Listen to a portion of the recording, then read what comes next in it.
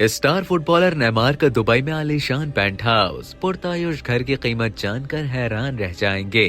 Footballer के घर में खास क्या?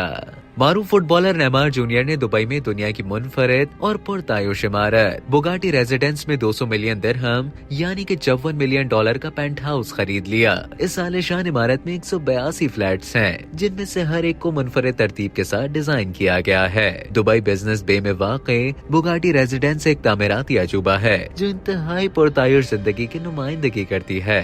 हर फ्लैट को मुनफरिद तरतीब के साथ डिजाइन करने के नायाब तामीराती तस्वर के तहत ये यकीनी बनाया गया है कि कोई भी दो घर एक जैसे ना हो, जो इस प्रोजेक्ट की खुसूसियत और वकार की अक्कासी करता है। बुगाटी रेजिडेंस की नुमाया खुसूसियात में से एक फ्रांसीसी रिवेरा से मुमासिल निजी साहिल है, जो बिजनेस बे में अपनी नौयत का पहला साहिल है। इस मंसूबे में फिटनेस सेंटर, क्लब और स्पा के अलावा निजी कार लिफ्ट जैसी आला तरीन सहूलियात भी शामिल हैं, जो पेंट हाउस मालिकान को अपनी गाड़ियां बराह रास्त अपने घरों के अंदर पार्क करने की इजाजत देती हैं।